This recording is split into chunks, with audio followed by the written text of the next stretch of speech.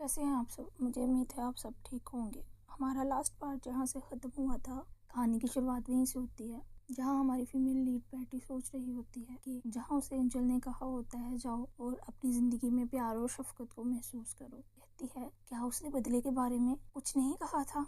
जहाँ तक मुझे याद आ रहा है। साथ हमें दिखाते हैं कि बालकनी से एक असैसिन उसके रूम में एंटर होता है। अभी वो इस बारे में सोच ही रही होती है कि वो महसूस करती है कि उसके पीछे कोई है। कहती है मुझे कुछ महसूस हो रहा है, अब क्या ये मैं कुछ अच्छे से बता नहीं सकती, और अपने भाई का ब्रोच लेकर पीछे को थ्रो करती है, जो कि जाकर असैसिन की आंख में लगता है और वो वहीं पे गिर जाता है। जब तक कि उसके दोनों भाई बिल्कुल उसकी अपीयरेंस को महसूस नहीं कर पाते, और जब वो गिरता है तब वो देखते हैं कि शायद खिड़की खुली है। तब तक वो असैसिन नीचे गिर चुका होता है और पैटी का बड़ा भाई कहता है कि विंडो ओपन है, इससे इसकी तबीयत भी खराब हो सकती है। छोटे भाई का ध्यान अपने ब्रोच पे जाता है। कहता है मेरा ब्रोच कहाँ गया, जबकि मैं उसकी हमेशा हिफाजत करता हूँ और मैंने उसे अपने सेल्फ डिफेंस के लिए रखा हुआ है। बड़ा भाई कहता है क्या तुम अपनी प्रैक्टिस के दौरान तो नहीं उसे भूल आए? चलो दोनों मिलकर उसे ढूंढते हैं। कहता है ये बहुत अजीब बात है, लेकिन थोड़ी देर पहले तो वो मेरे पास ही था। ये कहते हुए दोनों पैटी को लटाते हैं और कहते हैं चलो दोबारा से मिल के ढूंढते हैं, तुम्हें लगता है कि वो जहाँ जहाँ मिल सकता है। और वो पैटी को बाय बाय कहते हुए वहाँ से चले जाते हैं। ये कहते हैं अच्छे से खेलो, हम अभी आते हैं। ये कहते ही दूसरे ही पल पैटी एंजल के सामने अपेयर हो जाती है। एंजल कहता है हेलो हेलो मौत की देवी, कैसी हो तुम? तो उसे देख के कहती है ये वही वाला ही पर्सन है जिसने मेरी साथ कुछ छेड़छाड़ करके मुझे एक बच्ची में बदल दिया है। कहता है मुझे लगता है तुम्हें अपनी मेमोरीज मिल गई हैं, तो हम और देर नहीं करते, मेरे पास तुम्हारे लिए एक काम है। Kingdom of Virag of collapse को डिस्ट्रॉय होने से बचाओगी अपनी असैसिन्स की स्किल के साथ। और वो बहुत हैरानगी से उसकी बात को सुन रही होती, अपनी तरफ इशारा करके कहती है ये मत भूलो कि मैं अभी एक टैनी सी बेबी हूँ और तुम मुझे एक किंगडम को बचाने के लिए कह रहे हो। वो कहता है नहीं, तुम ऐसा कर सकती हो क्योंकि तुम एक बहुत ही अजीम असैसिन रह चुकी हो। तो सोचती है ये क्या बकवास किए जा रहा है, जबकि मैं एक छोटी सी बेबी में बदल गई हूँ, मैं तो खुद से हिल भी नहीं सकती। और एंजल उसको हवा में उछाल कर उस पर मैजिक कर रहा होता है कि मैं तुम्हें पावर दूंगा ये सब करने की, और उसे उछाल कर एक टेडी बियर पर फेंक देता है। और जब वो आंख अपनी खोल के देखती है तो एंजल उसके सामने अपेयर होकर और उनसे कहता है कि जहाँ जिस मुल्क में तुम पैदा हुई हो वो कुछ ही अरसे में तबाह हो जाएगा। तो वो कहती है तबाह हो जाएगा। हैरानगी से इस बात पर उसकी तरफ देख रही होती है। तो वो उसे बताता है कि तुम 200 साल पहले के टाइम में आई हो, जबकि तुम्हारी लाइफ के 200 साल बाद ये किंगडम का नामो निशान भी नहीं बचेगा। तो वो उससे कहती है इसका क्या मतलब हुआ, मैं कुछ समझी नहीं। तो उसे बताता है कि तुम्हारी फैमिली के सभी मेंबर्स को बगैर किसी सुराग के मार दिया जाएगा और सल्तनत पर गैर रियासतों का कब्जा हो जाएगा। एक के बाद एक असैसिन आएगा और इन सब को पता भी नहीं चलेगा और वो इन सब को ख़त्म कर देगा। और ये इनकी किस्मत है, और किस्मत को कौन बदल सकता है? मैं भी नहीं।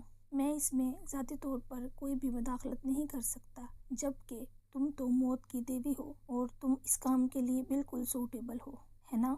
मैं ठीक कह रहा हूँ ना? कहती है हाँ ठीक है, मुझे मौत की देवी कहते हैं, लेकिन मैं भी तो किस्मत को बदल नहीं सकती ना? वो कहता है बिल्कुल, तुम मौत की देवी हो और तुम ये करने के कैपेबल हो कि तुम किस्मत बदल सको। मैं खुद से डायरेक्ट किसी की किस्मत को नहीं बदल सकता, जबकि तुम ऐसा कर सकती हो, और इस दुनिया में तो कुछ भी नामुमकिन नहीं, और मैं तुम्हें इतना ताकतवर बनाऊंगा कि तुम कुछ भी कर सको। और नेक्स्ट हमें बताते हैं कि वो कह रहा होता है कि ये है जो तुमने हजारों इंसानों को बिला वजह कत्ल कर डाला, कि अब तुम इंसानी ज़िंदगी की कीमत को पहचानो और इंसानों की जानों को बचाओ।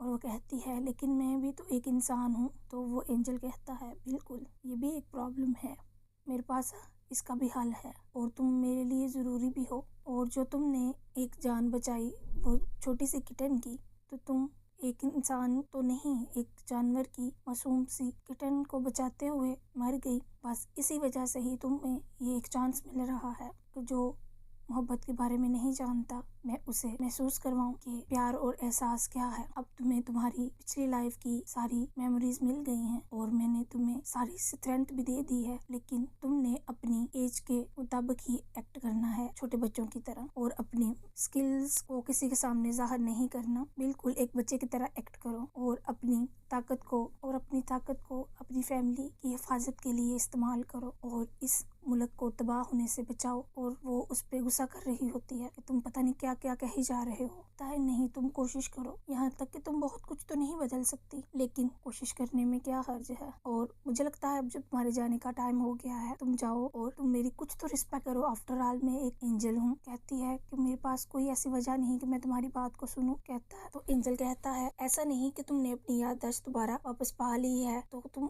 अपनी जिंदगी के बारे में बिल्कुल भूल नहीं सकती कि तुमने क्या कुछ किया और अभी तुम एक बच्ची में बदल गई हो। क्या तुम अपनी फैमिली के बारे में सोचकर परेशान नहीं हो कि वो सब की सब मारी जाएगी। वो से कहती है कि मुझे नहीं पता कि फैमिली की परवाह किसे कहते हैं, शफकत और प्यार किस चीज को कहते हैं। कहता है हाँ। वो कहता है हाँ मैं समझता हूँ, इसीलिए तो तुम्हारे पास कोई चॉइस नहीं। कहती है क्या कहा। है बिल्कुल, वो इंसान जो प्यार और शफकत को नहीं जानता, उसे हर हाल में प्यार और शफकत को हासिल करना होगा और उसकी हिफाजत भी करनी होगी। तुम ये सब करो, ये मेरा ऑर्डर है, ताकि तुम अपनी आज़ादी को हासिल कर सको। तो वो कहती है नहीं रुको। अभी वो ये कह ही रही होती है कि वो दोबारा से अपनी दुनिया में वापस आती है और उसके सामने वो जैसे ही आँख खोलती है वो उसके सामने एक असेसन होता है। उसे देखकर एक ही झटके में उसे हिट करती है और दूसरे ही लम्हे वहां से गायब होकर उसके पीछे आ जाती है और उसको हिट करके गिरा के उसके ऊपर बैठ के सोचती है वाकई जैसा कि एंजल ने कहा था कि रॉयल फैमिली के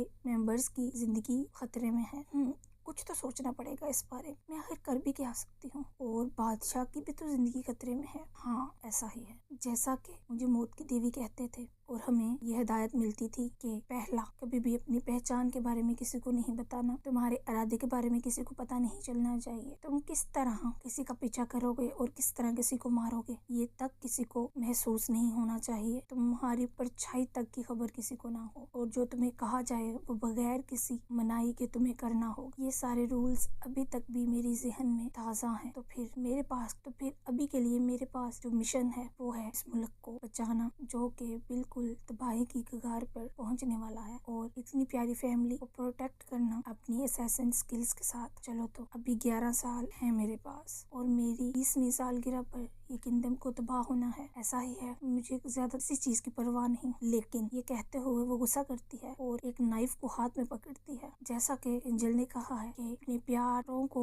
बचाना है ताकि मुझे अपनी जिंदगी की आजादी मिल सके, फिर मुझे ये करना ही होगा। मुझे क्या परवाह है कि मुझे क्या रिवार्ड मिलता है और क्या नहीं। पर बहुत सारी वजह है जिसकी वजह से मुझे ऐसा करना पड़ेगा और मुझे इसे मारना होगा। वो ये सोचते ही नाइफ को अपने हाथ में पकड़ती है और वो याद करती है कि लास्ट जिंदगी में कैसे वो एक इंसान के पीछे भाग रही होती है और ऐसे ही नाइफ उसके हाथ में होती है। वो एक ही लम्हे में उस इंसान के सामने पहुंचती है। वो इंसान उससे पीछा छुड़ा कर भाग रहा होता है और वो हंसता है कि जैसे कि उससे वो छुप गया है, लेकिन दूसरे ही लम्हे वो एक जगह से दूसरी जगह से तीसरी जगह से जंप करके एक ही झटके में उसे खत्म कर देती है और वो जमीन पर गिरते ही मर जाता है। और उसे कहती है तुमने मुझे हल्के में ले लिया। और हम सुनते हैं पीछे से आवाज आती है, हमें सुनाई देता है कोई कह रहा होता है ये कैसी आवाज है, देयर इज ए बॉडी है। हमें आवाज आती है कि यहाँ कोई है। दूसरे ही लम्हे हम देखते हैं कि पैटी की मदर कमरे में दाखिल होती है